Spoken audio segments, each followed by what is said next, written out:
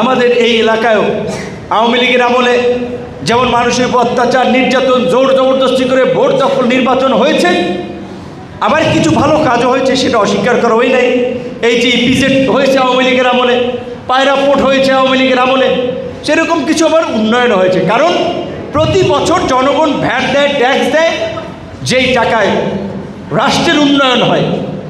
তো আজকে আমরা এই পটুয়াখালীর নেতৃবৃন্দ আমরা এই বিষয়টি নিয়ে চিন্তা করছি যে ভাঙা থেকে কুয়াকাটা পর্যন্ত, এইদিকে গলাচিপা পর্যন্ত 4 লেন কিংবা 6 লেন এইটা হওয়ার সময়ের দাবি। এই কুয়াকাটার এই যে পায়রা পোর্ট যদি পটুয়াখালী, কুয়াকাটায় কিন্তু এটা বৃহত্তর পটুয়াখালীর মানুষের জীবন মান বদলে যাবে যদি এই পোর্ট চালু হয়। এই পোর্টটা খুবই ইম্পর্টেন্ট, জিও পলিটিক্যাল জায়গা থেকে, ভৌগোলিক জায়গা থেকে, স্ট্র্যাটেজিক্যাল জায়গা থেকে খুবই গুরুত্বপূর্ণ। ধরেন বাংলাদেশের সাথে যদি কোনো কারণে মিয়ানমার বা ভারতের যুদ্ধ হয়, চট্টগ্রাম পোর্ট আক্রান্ত হবে, কারণ ওই পাশেই মিয়ানমার বা ভারতের আশপাশে একটা এরিয়া আছে। কিন্তু এই কুয়াকাটার সাথে আশপাশে কেউ নেই, চতুর্দিকে খালি পানি। কাজেই কৌশলগত দিক থেকে এই পোর্টটা খুবই গুরুত্বপূর্ণ। যারা এই সিদ্ধান্তটা নিয়েছেন, মেধা খাটিয়েছেন, তাদেরকে আমি ধন্যবাদ জানাই। এবং একটা পোর্ট এলাকা অ্যাক্টিভ হওয়ার জন্য আশপাশে অনেক এলাকা প্রয়োজন হয়, অর্থনৈতিক জোন করার জন্য, এক্সপোর্ট প্রসেসিং অঞ্চল করার জন্য। এই পটুয়াখালীর ইপিজেড এরিয়া কাজ হচ্ছে।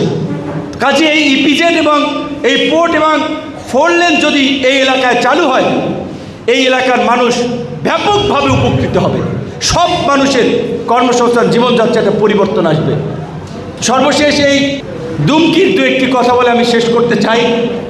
আমি আসলে খুব অবাক হয়েছি। আমাদের সকলের সম্মানিত শ্রদ্ধা আলতাফ হোসেন চৌধুরী সাহেব তো এই এলাকার এমপি ছিলেন, এখনও আছেন, স্বরাষ্ট্রমন্ত্রী ছিলেন। এখানের মধ্যে ফায়ার সার্ভিসের স্টেশন নাই নাকি? এইটা স্বরাষ্ট্র মন্ত্রণালয়ের অধীনে থাকে। তো যাই হোক, সে সময় কিছুদিন দায়িত্ব পালন করেছেন উনি, হয়তো হয় নাই, কিন্তু আমার মনে হয় এখন যদি এমপি সাহেব চেষ্টা করেন হয়ে যাবে। আমিও তার সাথে কথা বলবো। এলাকার মানুষ সংসদে আবার আমার সামনে এসে বসে, কাছাকাছি প্রতিনিয়ত এলাকার বিভিন্ন বিষয় নিয়ে আলহামদুলিল্লাহ আন্তরিকভাবে আলাপ আলোচনা হয়।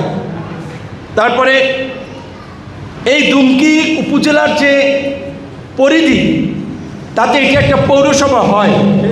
আমার মনে হয় আপনারা দাবি জানালে, এমপি সাহেব উদ্যোগ নিলে একটা পৌরসভা এটা সম্ভব। সর্বশেষ আমি আমার এলাকার ছাত্র, যুবক, তরুণ ভাইদের উদ্দেশ্যে 2টো কথা বলে শেষ করতে চাই।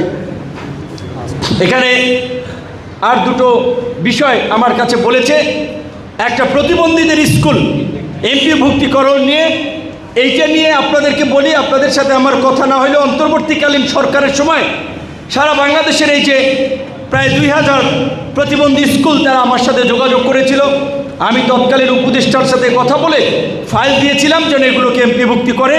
এখন বর্তমান আমি যতদূর জানি সমাজ কল্যাণ মন্ত্রণালয় এই এমপিভুক্তি করার জন্য কাজ করতেছে। আশা করি পটুয়াখালীটা অবশ্যই এই দুমকিটা তালিকায় থাকবে।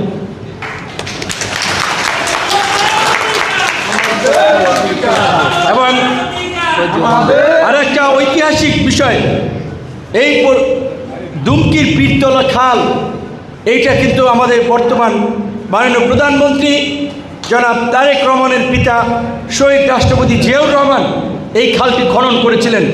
তিনি দায়িত্ব নেওয়ার পরে এই আপনার সারা বাংলাদেশে কৃষিতে বিপ্লব আনার জন্য, গ্রামীণ অর্থনীতিকে গতিশীল করার জন্য খাল খনন, সেচ প্রকল্প গ্রহণ করেছিলেন।